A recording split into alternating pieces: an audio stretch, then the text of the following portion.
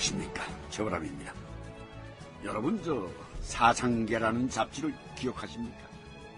고 백낙준, 고 장준하 선생이 만들었던 잡지로 우리나라 지식인의 양심을 대변해주는 그런 잡지로 널리 알려져 있습니다만 1964년 6월 사상계의 기사 중에 신학론이라는 기사가 눈에 띕니다. 새로운 악이라는 뜻의 신학론인데요. 그 가운데 경제적 부분의 신학, 그러니까 경제적인 부분의 새로운 악으로 거론한 것이 있습니다. 바로 부정부패였습니다. 그리고 배금주의였습니다. 사상계는 수단과 방법을 가리지 않고 부를 축적한 사람들, 이 새로운 악을 엄단하지 않고서 정부는 어떻게 민생고를 해결하겠는가? 혁명정부가 의욕을 가지고 출발한 경제개발 5개년 계획도 이 신학을 이기지 못하면 결국 물가만 올리게 될 것이다. 이렇게 말하고 있습니다. 경제정의가 사회정의와 상통한다는 것, 예나 지금이나 변하지 않는 진리인 것 같습니다. 변소 소재는 잘 됐습니다. 자, 여기 분부하셨던 사진입니다. 중앙정보부장 김형욱의 방이다. 변소 소재가 잘 되었다는 것은 상황을 제대로 마무리 지었다는 중정의 암호였다. 이건가? 장규영 장관의 방 캐비넷 안에 들어있었다는 것이... 김형욱은 박모 과장이 준비해온 사진 스크랩을 천천히 훑어보았다. 거액의 달러가 들어있었고 하나만 해도 수천만 원, 그리고 100만 원, 1000만 원짜리 자기합수표, 액수가 없이 사인만 있는 자기합수표 등입니다. 그런데 이거 가져왔나? 안 가져왔습니다. 에? 캐비넷 안에 든 거 사진만 찍어오라고 하진 않으셨습니까? 바보같이. 이거 방 과장하고 요원들이 쓱싹한 거 아니야? 부장님, 왜? 손끝 하나 안 댔습니다. 저희는 국무를 집행하는 것으로 알고 왔습니다. 그 돈에 손대는 것은 절도입니다. 가서 그 돈 가져오시오. 예? 도로 가서 아무도 몰래 가져오라고. 아무리 그래도 경제기획원 장관의 캐비넷입니다. 절도죄가 적용될 수 있습니다. 무슨 소리야? 우리가 하는 일은 대통령에게 보고되는 일인데. 그런 말 하지 말고 오늘 밤 다시 가서 캐비넷 안에 있는 물건들 몽땅 가져오시오.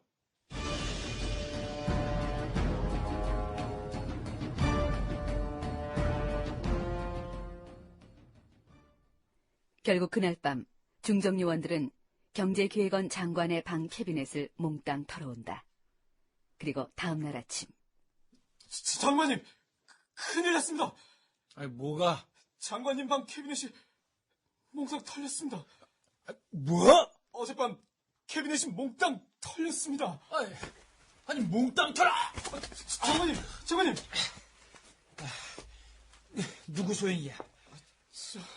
그걸 알 수가 없습니다. 너무 감쪽 같아서. 아무 흔적도 남기지 않았습니다. 경찰서에 연락해. 연락해서 그 도둑놈이 누군지 바로 잡아들이라고 그래. 예, 알겠습니다. 그리고 예. 그 도둑을 잡더라도 캐비넷 안에 들어있던 물건이 뭔지 언론에 새나가지 않도록 각별히 주의하라고도 해. 알겠습니다. 이 일을 맡은 종로경찰서 수사계는 한마디로 비상이 걸렸다. 그러나 단서조차 찾을 수 없었다. 정부 청사가 도둑 맞았다는 이유로 관할 경찰서 수사계장이 지방으로 좌천되었으나 여전히 범인의 행방은 오리무중이었다.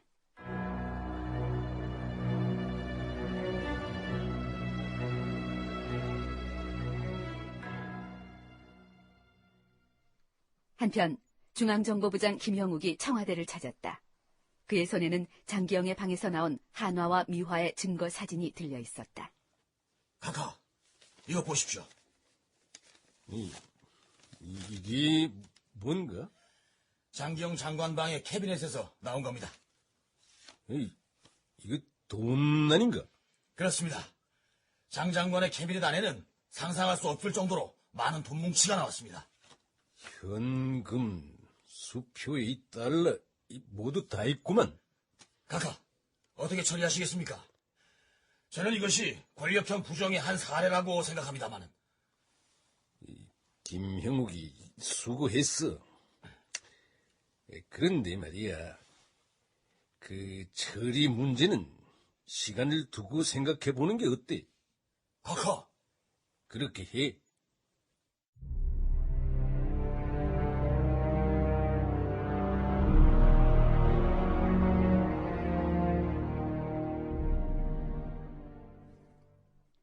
김형욱이 그렇게 청와대를 물러나온 얼마 뒤 대통령 비서과장 이후락이 김형욱을 찾았다.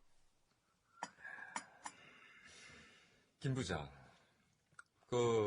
중정이 고생한 건 각하께서도 잘 알고 계시오마는 장 장관 건은 우리 좋게 해결합시다. 좋게 해결할 게 뭐 있어? 장관직을 그만두게 하는 것 말고는 무슨 해결이 있어?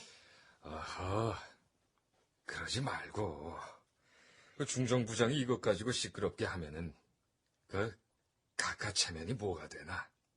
국민들이 장 장관을 임명한 각하를 두고 뭐라 하겠소?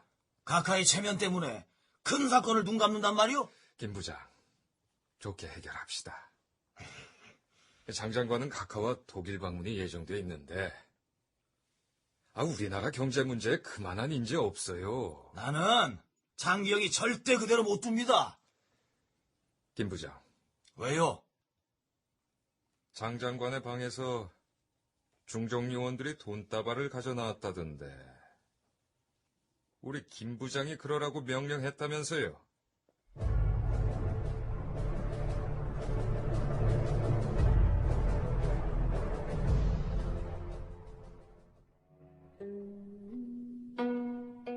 그로부터 얼마 뒤 장기영과 김형욱이 마주 앉았다.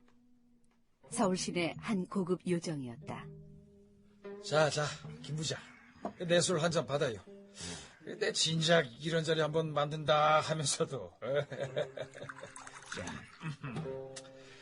어쨌든 우리 김 부장께서 노고가 많으시오. 중정에서 이렇게 굳건하게 버텨주니까 각하께서도 그러시겠지만 나도 장관직을 잘 수행할 수 있는 거고 또 이 정부 각 부처도 안심하고 일을 할 수가 있는 거 아니겠소? 고맙소만. 장 장관께서 어쩐 일로 나한테 술을... 그거 우리끼리 솔직하게 말해서 나하고 우리 김 부장하고 껄끄럽게 지내봤자 각하께 좋을 일이 뭐가 있겠소? 그렇기는 합니다만. 사나이들끼리 풀 건 풉시다. 에? 풀 건 풀고 앞으로 잘 지내봅시다. 에? 그러시다면은 그런 뜻으로다가 나도 한 잔 올리겠습니다. 네, 좋아요. 좋습니다. 됐습니다. 잔 넘치네. 김 부장. 예. 근데 방에서 가져간 돈 말이오. 그 어떻게 됐느냐고 사람들이 나한테 자꾸 물어봐. 물어보는데 나는 누구한테도 아무 얘기 안 했어요. 예. 내 말 무슨 뜻인지 알아들어요? 자, 건배! 장기영 씨를 두고 어떤 이는 그러더군요.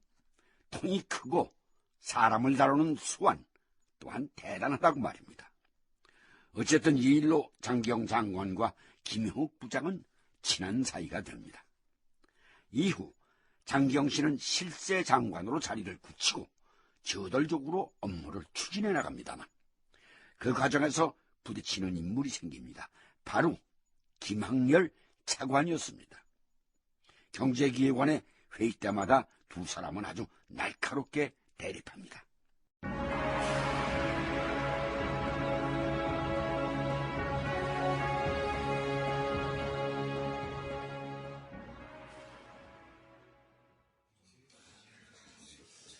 환율 자유화는 홍역이고 금리 현실화는 마마입니다. 홍역과 마마는 어차피 치러야 할 병이에요. 저환율과 저금리는 근원적인 치유책이 아니라서 난 이것을 시장 자율에 맡기는 게 옳다고 생각을 하고 있습니다. 원칙적으로는 맞는 말씀입니다만 그것을 시장 자유에 맡겼을 경우 결국 환율은 대폭 오를 것이고 금리는 크게 인상될 수밖에 없는데 그렇게 되면 기초 체력이 없는 우리 기업들이 견딜 수 있겠습니까?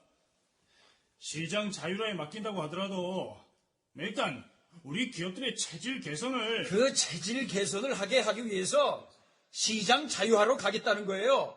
김학렬 차관, 내 말 알아들어요? 그리고 우리 기업 상당수가 사채를 쓰고 있어요. 사채가 빙하처럼 우리 경제를 뒤덮고 있다고. 은행이 그것을 흡수를 해줘야 합니다. 그러기 위해서는 은행이 살아야 되고, 은행이 살기 위해서는 그럼 그 장관님 말씀의 결론은 은행 금리를 높여야 한다는 건데 그 부담은 기업들이 지게 되어 있습니다. 일을 하는 것에도 순서가 있는데 기업들의 체질을 먼저... 이봐요, 김 차관. 그 경제가 뭐라고 생각해요? 예? 경제는 산수가 아니야. 1 더하기 1이 2가 되는 게 경제가 아니라고. 그 당신처럼 1 더하기 1은 반드시 2가 돼야 한다고 생각하는 사람이 말이지. 예? 그렇게 꽉 막혀가지고 어떻게 경제 정책을 만들고 펼쳐나가나? 그리고 콘크리트를 치르면 물과 시멘트가 필요하듯이 공장을 세우려면 내국 자본과 외국 자본 모두가 필요합니다. 시장 자유화에 맡기는 정책은 모두 이 내자와 외자를 만들어내기 위한 그 과정이에요. 이 기회고는 앞으로 이 내자와 외자를 동원해서 돈을 만들어 경제를 일으키는 일에 매진하게 될 겁니다.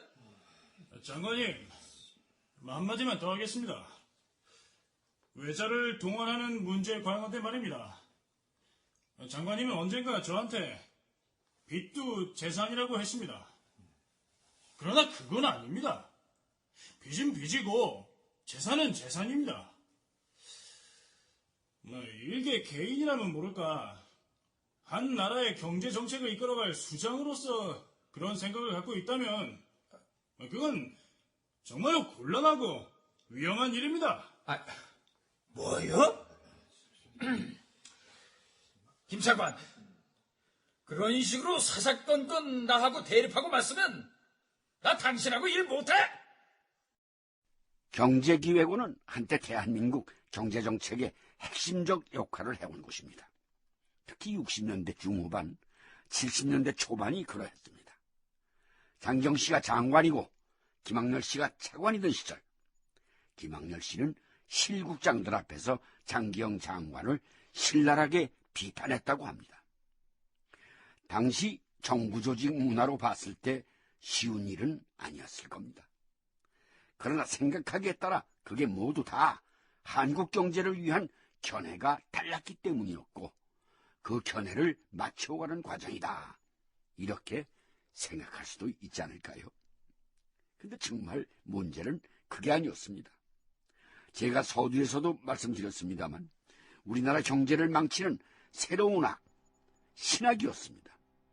당시 신학으로 거론되었던 것은 이른바 4대 의혹 사건인 증권파동, 워커힐 사건, 또 새나라 자동차 사건, 회전당구, 그러니까 이 빠친코 사건 등입니다. 모두가 중앙정보부가 관여돼 있었고 불법 정치자금을 마련하기 위한 수단으로 이용되었던 사건입니다. 앞에서 짧게 언급해 드리긴 했습니다마는 박정희 대통령은 대선 후보 시절 이 문제가 시끄러워질만 하자 김종필 씨를 외유 보낸 것으로 사건을 마무리 지으려고 했던 것 같습니다. 그러나 이 사건은 1964년 다시 터져나오고 맙니다. 국회 국정감사에서였습니다.